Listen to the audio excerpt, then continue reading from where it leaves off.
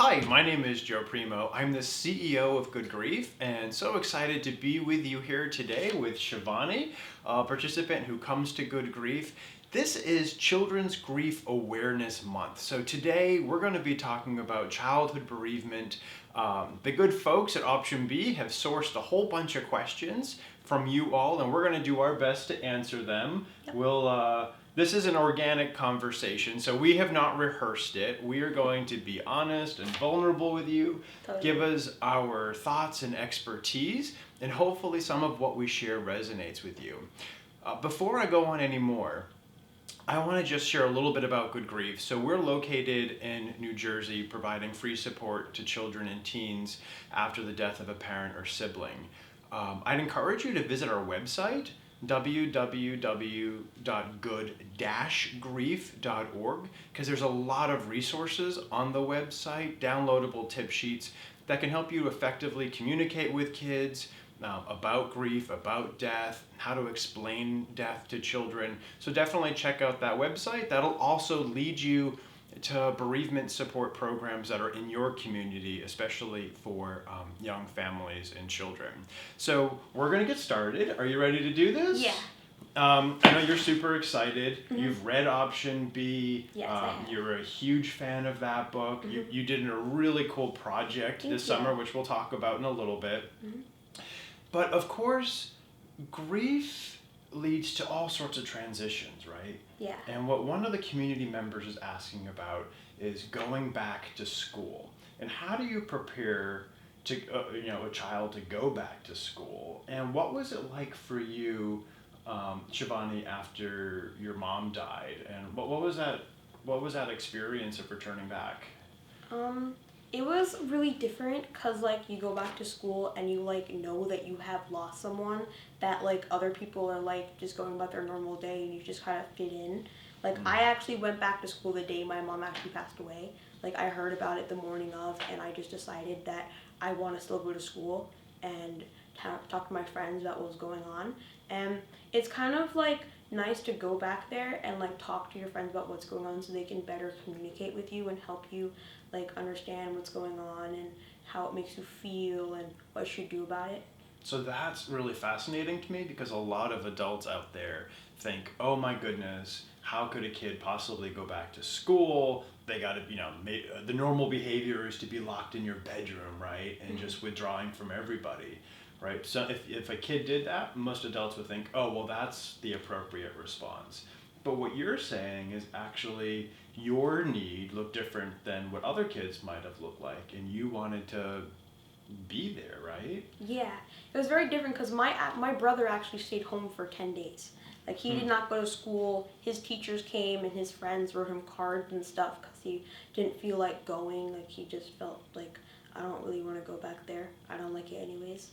So but for me, my friends were an important part of my life, and I got there and I still remember the first person I told, and we were at our lockers and he told me how he felt about losing his grandmother. That's what he told me. And then my science teacher decided that it would be a good idea to take me to counseling. I had all 10 of my friends that were physically there in the hallway. They were like, oh, I overheard. I'm going to take you too. You don't want to go to class? Let's hear what's wrong. And so they all walked with me and they kind of understood what was going on. I told them. And they all knew my mom. So it was really easy for them to give me feedback and talk to me. So you found that really helpful, all those people rallying around you. And it's interesting, nice. You talked about Shohan. He stayed home for 10 days. 10 days. So can you tell us a little, I want to just go back a little bit, maybe tell us a little bit about your mom, when she died, how she died, and maybe how old you were in Shohan, because then I think when we talk about going back to school a little more, you can see that there are differences in developmental stages, right? Yeah. So my mom, she passed away from breast cancer in May of 2015. So it was Wednesday the 13th. Her name was Parijat, and she was a beautiful young woman, and she was a total warrior fighting her breast cancer and still supporting her family. I love her a lot, and she kind of supported me with everything that I did and helped me out with school and all the things I've been through, because I have a lot of medical conditions and things, and she was just a very loving person. And she actually, I think it was a year or two before she passed away, she decided to um, try out for a pageant in India with other women, and she won for her hometown, which was really nice. It was kind of sad. She was like going for like breast cancer and stuff, and she got beat out by other people like going for school and kids, and I was like, that's sad. But she actually did a really good job, and we made a whole book for her, and she was on TV, and she kind of, and we also did a fashion show for breast cancer awareness. And she did a lot of advocacy. Yeah, she loved advocacy. She actually even she was in the newspaper, and she decided to put me in the newspaper with her. And how did she do that? She put our picture in the newspaper because she was talking about her journey with breast cancer, and because her parents live in India, and so calling, our family's huge over there on her side. Oh, really? So, because my mom's mom has like 9 siblings. She's one of 9. So it's huge. So like, using like Vonage and stuff, she had a whole article about that, and she put me in it because I kind of helped her out with, and we set it up together and things. And then we did the whole fashion show after that, and we even do like Making Strides breast cancer walks, which is I've been doing. We've raised $6,000 so far. So I think, fun. over That's great. the past 3.5 years. So that to me feels a lot like we talk about that at Good Grief all the time. Meaning making, right? So you're continuing to do good in memory of your mom. Yeah. How does that feel helpful to you, right? Like after you do stuff like that, what are those feelings that come along with? It kind of feels bittersweet because like I'm like honoring her through things that I've done, and even though she's not here to see it, it's really good and it's helping other people. Like I've done a couple different projects, so my friends every October they come out for the breast cancer walk, and we had a whole party. We make shirts and stuff for our team, and I think this year was our 5th year going, so I took over the year after my mom started it, and it was really nice. That first year we raised like $3,000 and everything. It was great, and everyone had a great time. And being a Girl Scout, as you know, we do all these projects that are like really meaningful to us around like a topic that like means something. And I choose grief because it's a big part of my life. And so like I've done my Silver Award project for my mom at St. Peter's University Hospital. And so we did a whole like, we like cleared out the waiting room and put like shelves and things because it wasn't really kid-friendly. Room, right? Yes, the kid-friendly room. It was like, they call it a healing garden. They wanted it to be like a stress-relieving environment. It was the complete opposite. It's like sterile and horrible, right? Yes, like, it was horrible. They had like a big like space for a fountain, and they couldn't put a fountain in there, which made it even more depressing. But they used that fund to fund me to put my product. They're like, here, we'll buy the shelves for you. You just get donations. Like Best Buy gave me movies, and the hospital staff put some stuff in there, and like my friends and family and my dad's family friends and people from college, they like came and they donated. Part of the meaning making was also mobilizing your network, and other people contribute to that also. And when you first got here today, you gave me this. I don't know if y'all can see it. It's YGT.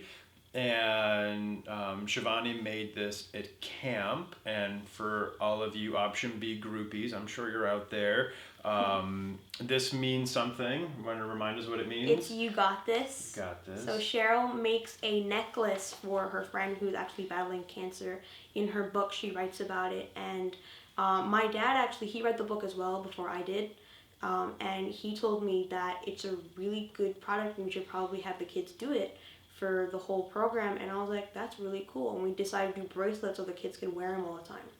And like they just look at their wrists like, okay, it's fine when they're like stressed out and something. And you took some of the learnings from Option B and you adapted it for other teens and younger kids, right? Yeah, it was all for my Girl Scout Gold Award product, which we're still working on, but it's almost done. That is very, very cool. Yeah.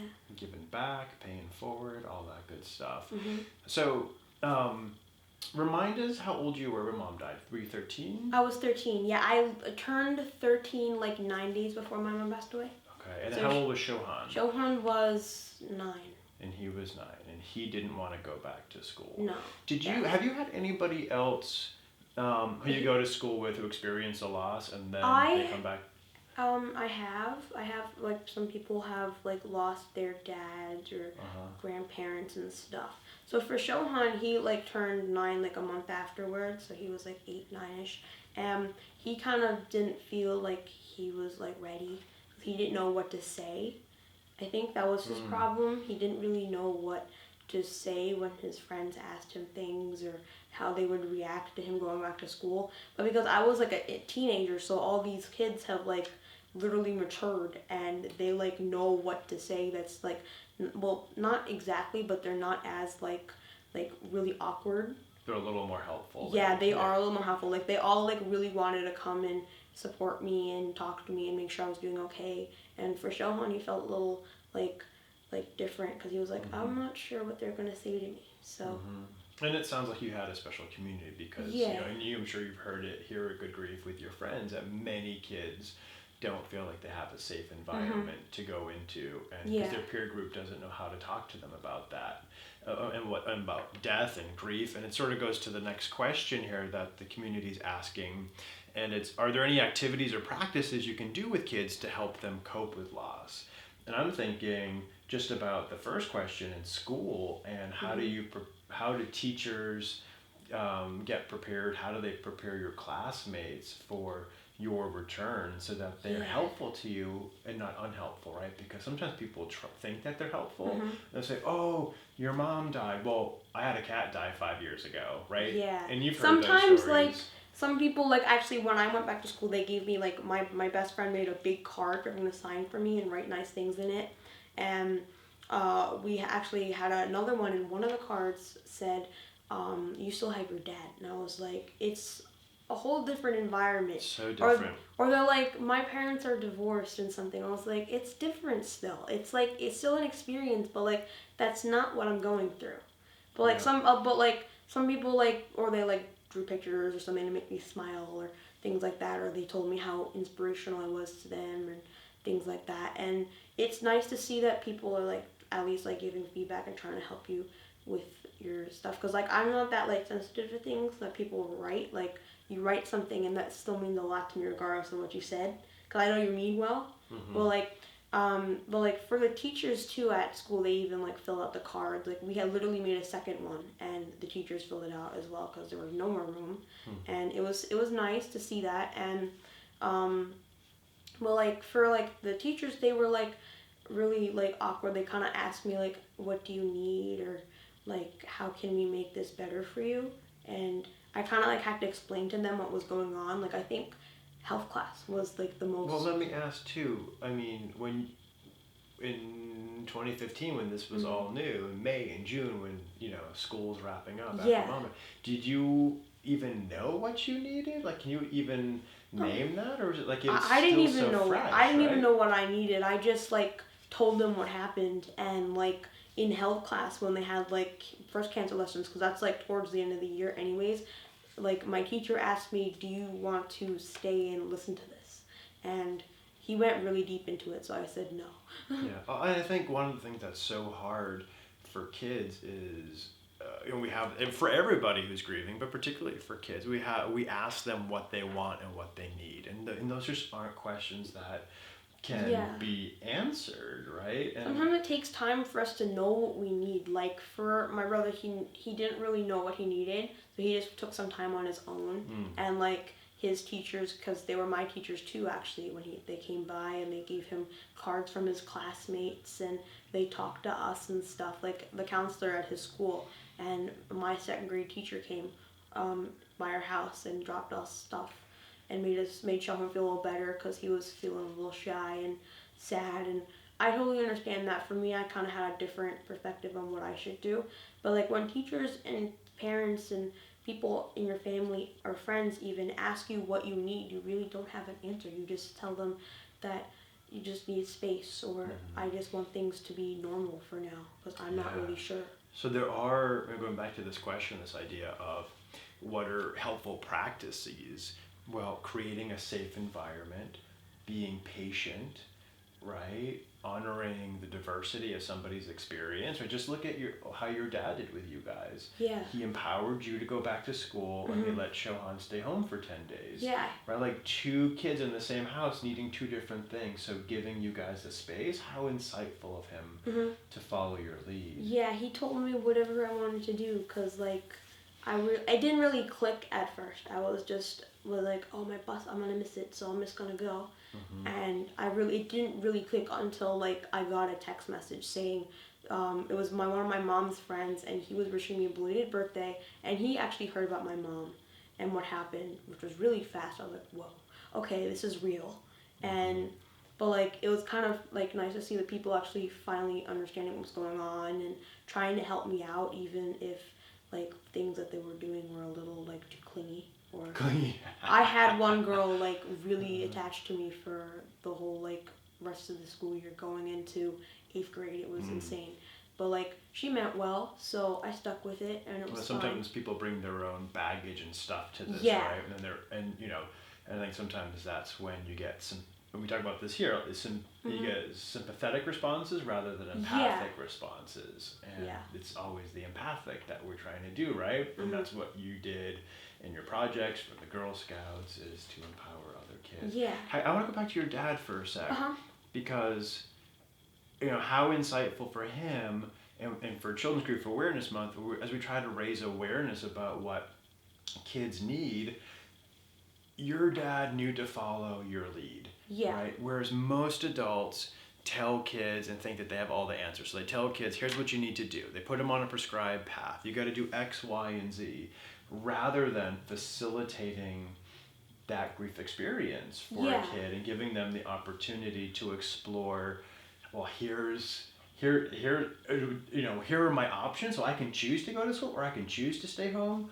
Well, let me see. And then like that's your choice. Yeah, he really was like, do what makes you comfortable. He was like, you don't have to go back to school, or like, and he was like, I probably won't have your brother go back to school because he's really uncomfortable anyways.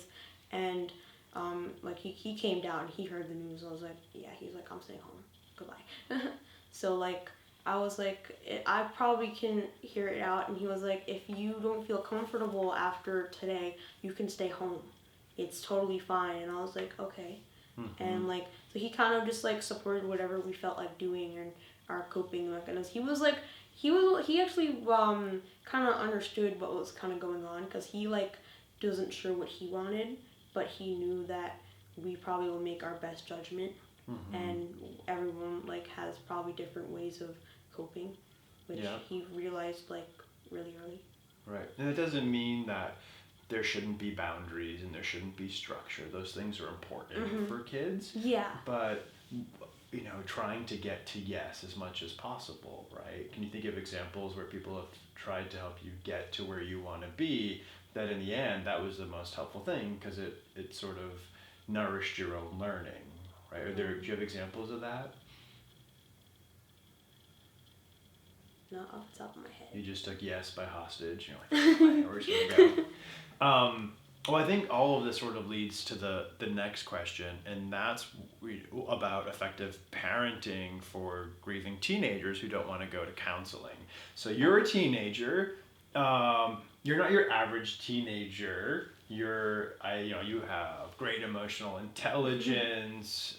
You said to me earlier the way in which you've had to step up since your mom died, which is true of a lot of teens after they lose a parent, right? There's this fast-paced maturity and these things that all of a sudden landed on your lap that never would have if mom was still here. So when you think about your peer group, and even the kids who come to Good Grief with you, what do you think their core needs are?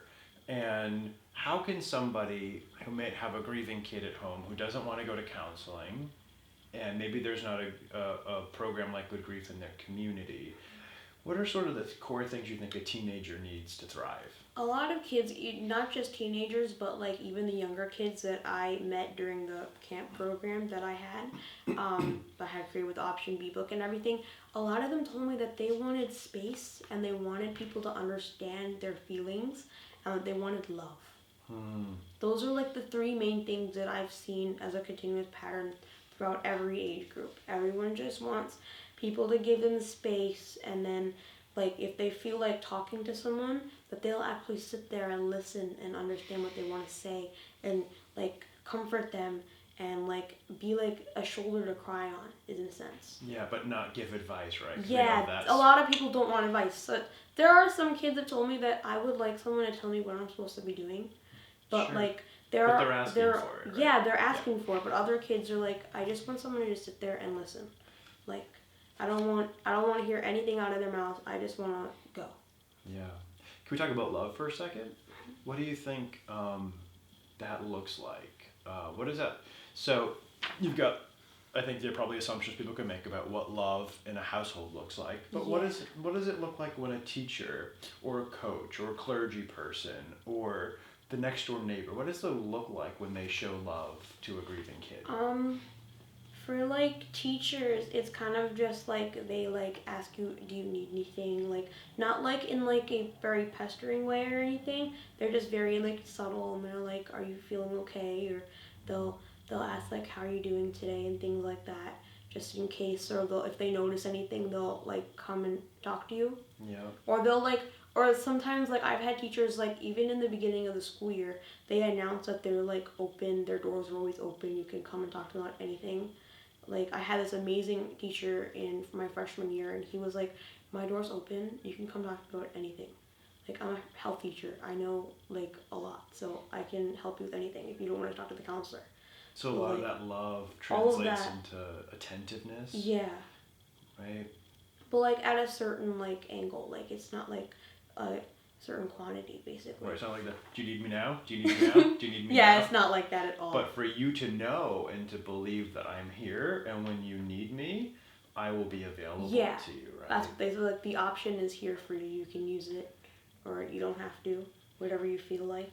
And I think that can be really hard when you're parenting, right? You're worried about your grieving kid. You're trying to keep them on a straight path and keep them healthy, and yet to have a little bit of that fluidity. I think a lot of what Shivani is saying, to give the space for the exploration, to let them go to school and do their thing, to let them lock themselves in their bedroom and turn their tunes up really high, that might be what they need, and that could be really scary for a parent to companion that, because you want to make sure that they're okay, but you really can't fully ensure that they're okay. But what you're saying is, with that safe space, that is some of the most effective parenting that can happen at home.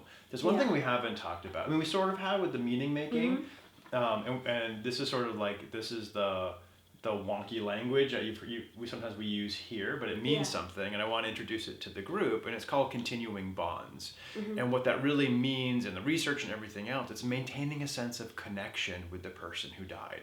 And that is so pivotal to a kid's success, that we don't just all of a sudden take down the pictures, throw away all the clothes, and pretend like this didn't happen, but to integrate the person who died in day-to-day life, even though they have what we call an absent presence.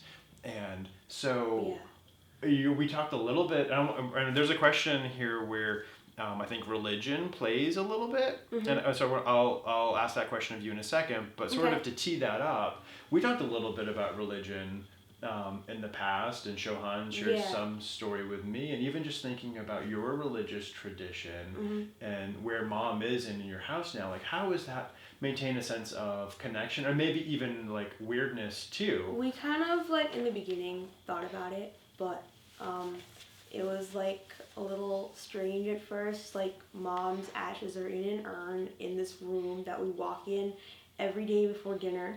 Like it's my job to like go do the prayers and everything, and right in that room there she is, her picture, everything, and everyone walks in that room right before dinner. It's my job, and we can't eat unless I do that. But it's kind of, after a while you like get used to it, like okay, it's there, we don't really notice it as much, but like we're supposed to like go, and like our religion means that like after like a year has passed, it's time that we like go release her spirits into the Ganges in India.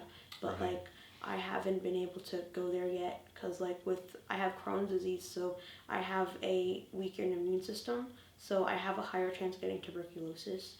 So they don't want me there yet. so I have to take precautions. Like one day we'll probably go, and we just have to do a whole ceremony over there and everything, which is really meaningful. But like I think it everyone has their own different way of like taking care of their like loved one who passed away, like what to do afterwards.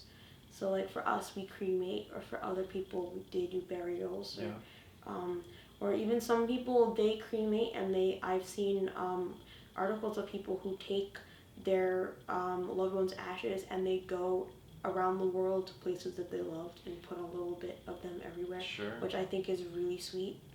So like everyone has different ways of doing that, and it's kind of just doesn't have like there's no right way. It's just what you believe. Yeah, and the reason I wanted to ask you about that is because I think there's this continuing bonds and maintaining a sense of connection. Like there's ritual and tradition that can be really, really meaningful, like you described. And it might be religious, it may not be religious. And then there's also what you described earlier about doing good in mom's name, the Option B project, the children's room at the hospital, like the fundraising, that's all part of mom's legacy, and that helps keep her a part of your life, right? Yeah, it just helps people like also know who she was and like the things that she's done. We know what she's done as a family, but like some people might not know that she was treated at St. Peter's, so that's why we have this here. Like I gotta put a plaque up with her name on it. In a little bit I'll be doing that, and then for the Option B project, like it's all over the website now and everything, and people know about it, and the whole like curriculum will be online for people to use, and like it's literally a whole dedication to my mom. Like there's a whole like expert about my mom before I like start with that project and how it works and things. And I kind of like, even talking about it with the kids, like it helps because they were like they kind of understood what was going on, and they like connected with me because they're like, oh, my mom passed away from breast cancer too, and stuff like that. So it was really nice to hear them like give me feedback, and they talked to me how they were coping, and they asked me what other methods that worked for me because it was a very similar situation. Sure. We're running out of time, and there's some really interesting questions in here. Somebody asked about their 4-year-old struggling and to understand that their person was died. And so I'm not going to be able to answer all of these questions. We'll be able to talk about it together. But again, I want to direct you to the Good Grief website, because there is a way that you can meaningfully talk about how you describe death to a child. That death is an event. It's a biological event. And when you talk about biology and give kids real tangible tools to develop a language and an understanding of what has happened, that you're giving them all the tools that they need now to navigate the rest of their life and ultimately to build their resilience. So I want to, rather than take that on now, I'll direct you to the website where all those free tip sheets are. And on the note that I think we should conclude on, we're entering the holiday season. Yeah. And the holidays are crazy triggers for grief. They are. So we only have 2 minutes left. So when you think about your first holidays and now where you are, is this your third or fourth Thanksgiving? Fourth, I believe. Well, Thanksgiving's not really big for my family. My mom hated Thanksgiving because of the football. Dad's going back and forth from the football to the oven. I remember this. So, no. But Christmas, my mom used to video and everything. So, the first Christmas without her, I did the whole videoing, and it was like back and forth, me and my dad, and I wrapped all the presents regardless of whose they were. My dad was like, here's a gift, wrap it, put a name on it, let's go. So like he was like, I have no idea how to wrap a present. So like I do all that. We decorate. So you've had to take on, this is an I example take of all the on way all to of take that. on new roles. And and it's different now because like my dad's girlfriend's now part of our family, so she comes over for the holidays, and it's actually very fun. So it's a very different experience. So the holidays evolve. So they evolve. There's an evolution. Yes. And I think that's hard when you're in the throes of it in the beginning. It's hard to imagine what they're going to be like. Yeah, but it is. 4 years out, it's just different.